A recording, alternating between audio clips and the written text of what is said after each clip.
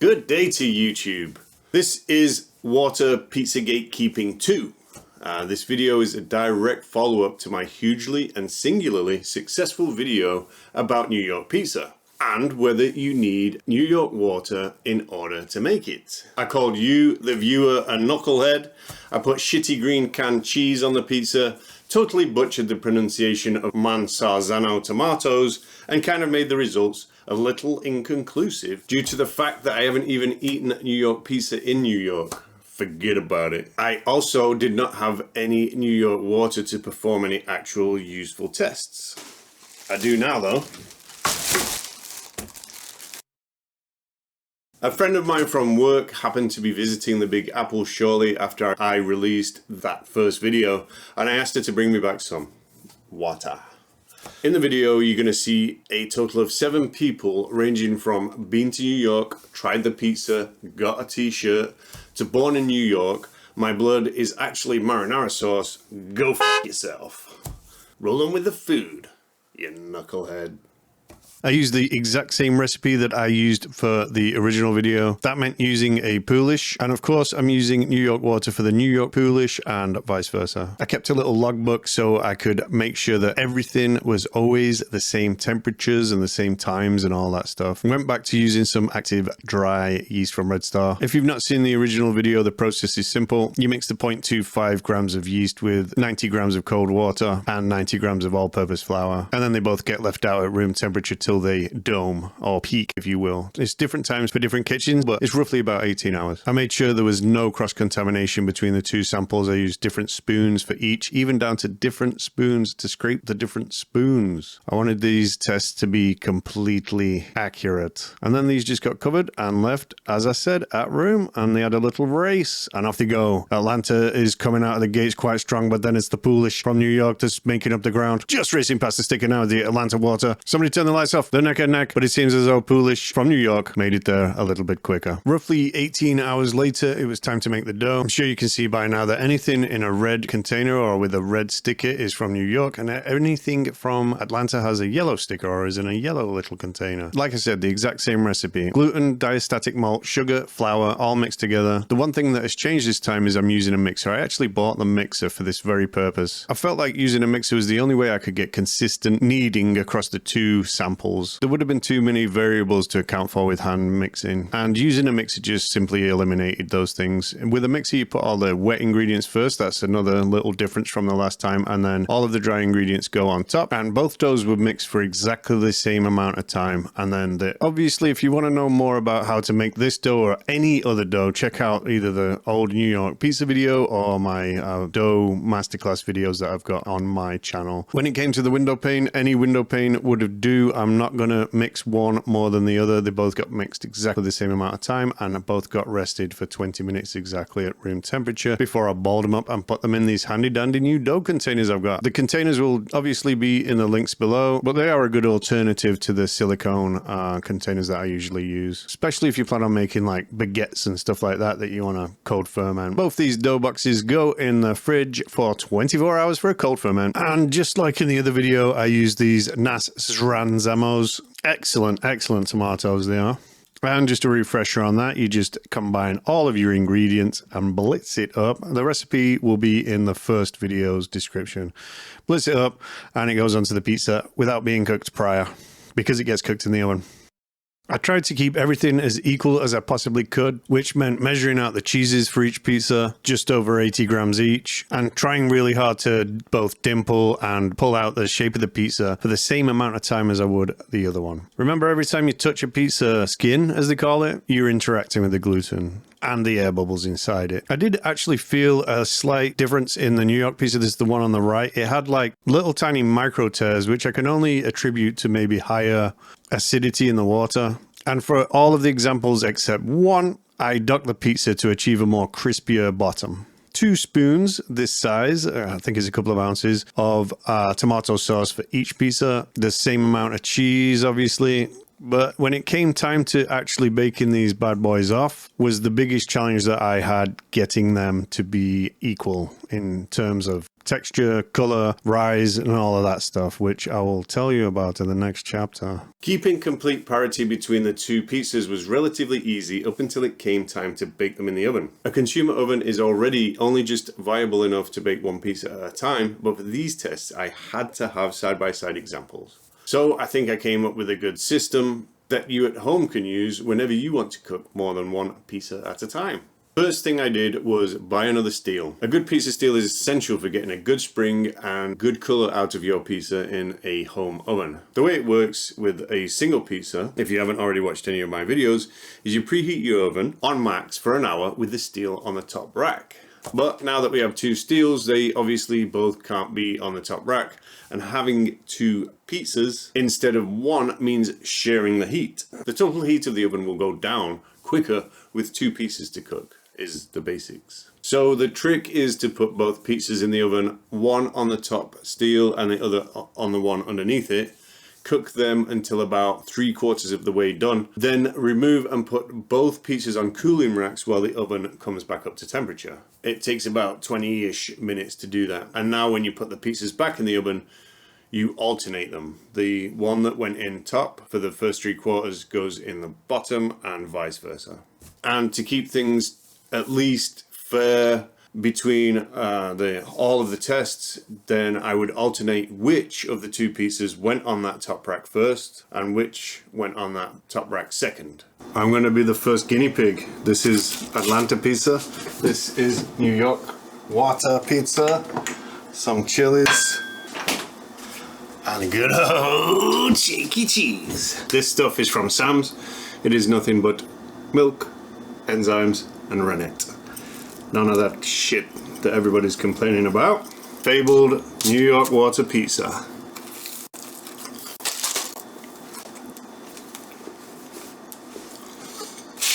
Atlanta pizza.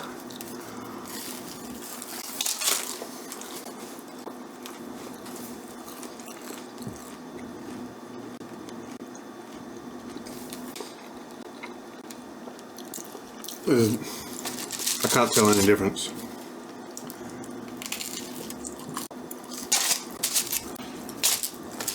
The bottom, they both look very similar.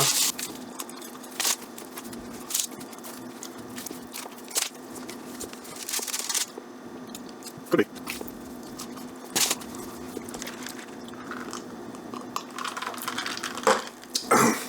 I honestly don't know. There's nothing in it, really. Before I show you the results, I should show you a little experiment that I made while I filmed these tests. Now, this is me going off the assumption, or presumption if you will, that there wouldn't be much difference in the two examples, and I think a lot of what makes New York pizza so special to some people might just be New York itself, which I concluded at the end of my last video on New York pizza. I wondered if maybe some subconscious imagery could influence which pizza any tester could pick. For the first batch of tests, I placed this little Statue of Liberty and an I Heart New York mug on the side that I plan to place the Atlanta filtered water pizza. I will put some icons on the side that they are on while you watch. Okay, should I do it without first? I feel like I should. Yeah, I feel like I want to really taste it. Okay. All right.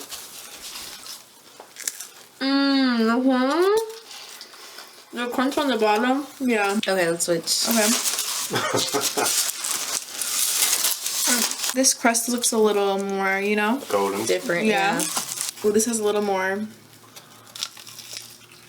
strength. Mm-hmm. One of them's crispier on the bottom, right? Mm-hmm. I feel like this one is. I'm really trying to crack the code here. I don't know. You know? She's gonna do the fold. Yeah.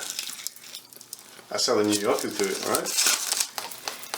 That right there, the ASMR, hold on. I don't know. Maybe I need to take one more bite of that. Yeah, let's switch back. Okay, so which one do you think's the crispiest? That one. Okay. But this one's still crispy. Yeah. It's just the dough it's like a little chewier. Yeah. Do either of them taste a little bit like New York pizza? I feel like this one. Yeah, this one This is one's for really. sure. I don't know why. I feel like it just reminds me of the pizza we had in the hotel. Because it's like crispy, but it's. I don't know. I think it's this one. I think it's Is this. this the overall winner? Yeah. That's the Atlanta pizza, baby! No way! What's the difference? One of them's made with New York water, and one of them's made with distilled Atlanta water. Crispy. This is a perfect New York style pizza. Yeah. The crunch, the chew, the perfect amount of cheese, not overdone, like everything. Now this one. Oh wow. Which one do you like the most, prefer? Even if it's by a slim... This one.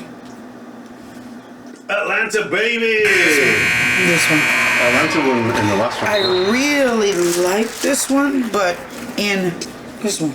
The olive oil is a nice touch on the crust. Looks beautiful. Good proportion. Definitely looks like a very similar like New York style pizza from what I've seen. I like the little pockets of tomato sauce. Great. I'm a big fan of toppings, so I guess load it up with Parmesan. If you want. You do both equally though. Yep. Really, just if you can tell the difference, that's all. Yep. But also, if either of them so remind you of New York pizza, that's all. Whoa. Fucking hell. I'm a spice guy. It's good. Yeah, crust is definitely more apparent than a typical New York slice, I think. I like a slight amount of more chewiness. Any difference between the two? It's a bit negligible. I loaded up with a lot of red pepper flakes, so both very chewy, for sure. Crust, like a New York slice is, you kind of eat it, and it just, a lot of it, because it's maybe been sitting out for a while, it's like floppy. So this is obviously a lot fresher, and a lot better. Oh, okay. You're saying New York's a bit more floppy. Right. Is there one that you prefer over the other? I think I prefer this one. The New York pizza? This one, Yeah. New York wins. This one. Woo. Okay. Yeah, don't rush my process. Yeah, she's an artist. She's an artist. Yeah? New York. Wait, that's gonna be so funny if it's wrong, but I feel like this is New York. Oh wow. Would water really make a difference? When I tasted this, when I bit into this, I felt like, I don't know, I just got like a flashback of home. Oh, yeah? It's gonna be really funny if this is Atlanta, but that's what happened when I bit into this one. Yeah, I think this is New York. It might be because with this one, I can taste more of the tomato sauce, but I think this one is New York. It's Atlanta! I knew it was gonna be Atlanta. I knew I was gonna be wrong. It's so good. Where are you from, Ricky? Jersey. Hey, she's from Jersey. And I guessed Atlanta, so... Nico put a fucking crazy amount of chilies on his pizza, man. I don't know how he did that. Like, is he from Bangladesh? They do taste good. Okay. They do taste different. Like, Really? yeah. Yeah? Uh-huh. And a rate of 1 to 10 of reminding you of New York. But and be honest, a bit like a 6, 7. Well, this one looks like more like New York. Yeah. I feel like this one. I feel like this one's the New York one. Huh? Yeah, this look like pizza I get. Yeah. That I got when I was drunk and like prefer this one. Yeah. I don't know why. I think this one is the New York pizza, and I prefer this one. Atlanta pizza, This baby! is Atlanta pizza. Yeah. Really? Yeah. That's crazy. Excited. Stripy shirt. Yes. Jen's. May I take this one? Yeah. Okay. Yes. Crunch. Go.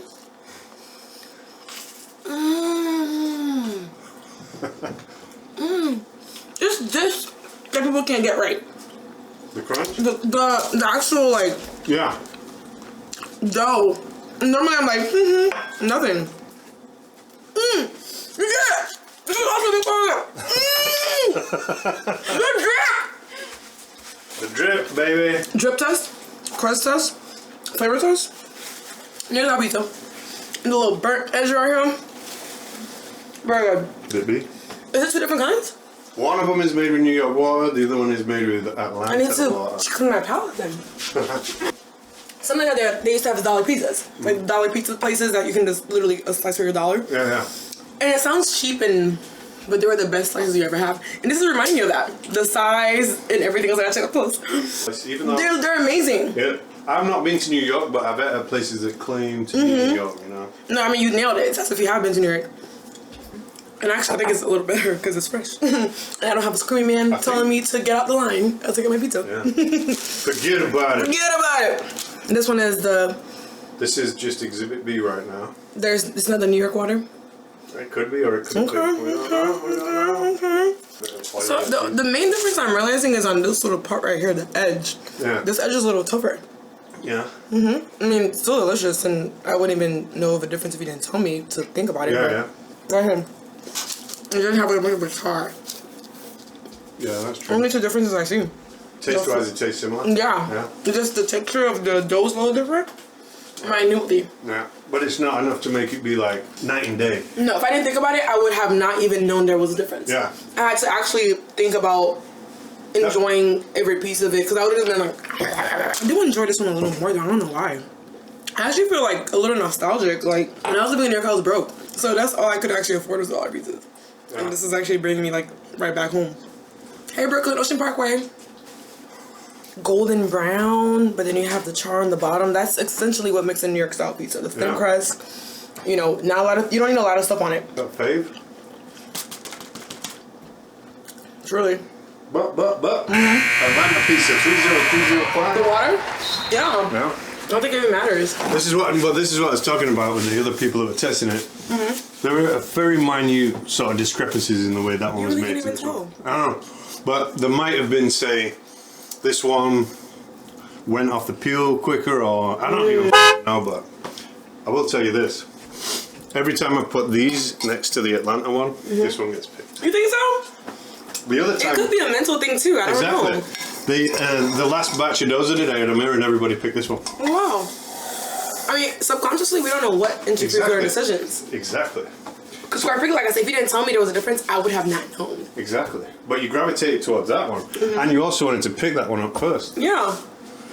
I didn't think about it. So the results are in, and 6 out of 7 amateur pizza tasters prefer pizzas made with Atlanta filter water. And might I add, that my Mind Trick souvenirs were on the same side as the pizzas they chose. Interesting indeed. And also 6 out of 7 said that all examples reminded them of pizzas they had eaten in the Big Apple. And that's both examples. It is, however, that 1 out of 7 that sticks out quite a bit. Nico was the anomaly in the results for a few reasons. Probably the most notable being that he's the only taster that was the only one actually born in New York. He also critiqued the pizzas as having a bit more chew than typical city slices, but did mention that that could be due to mine being of higher quality. However, and this is a sizable however, he was the only person who was present during my preparation of their samples. As I was trying to make the pizzas and trying to concentrate on not just getting them right and keeping an eye on which was which, Nico's passionate curiosity led to a lot of questions, including which was which, right down to what the red and yellow stickers meant. Now, it is up to you to decide if his results should still stand, but do bear in mind that he probably had a better idea of which piece was which. To be completely honest, I can't categorically say that I knew which was which by the end of it, but by the time those pizzas hit those paper plates, I cannot say with 100% confidence. His impeccable conversational skills caused me to forget to dot the pizzas, resulting in the slightly less crispy pizzas compared to all of the other samples that I made, and could have been why he was also mentioning them having a little bit more chew than the ones he remembered from back home. But this is a triumph in disguise for 2 reasons. One is I know where I need to improve this recipe and technique in order to get closer to the real McCoy, and now so do you. But 2, it kind of proves the point that I've been trying to make all along, that simply using a particular type of water, no matter where it is from, will never be more important as using the right technique and formula. Let me know what you think of this whole thing in the comments and possibly advise me on how I should follow this video up. I already know what I'm going to do for one video, and that is to explore fully what is in New York water and how it does in fact affect pizza. So stay tuned for that. Thanks for watching this video. I really appreciate it. Like, subscribe, blah, blah, blah. See you next time.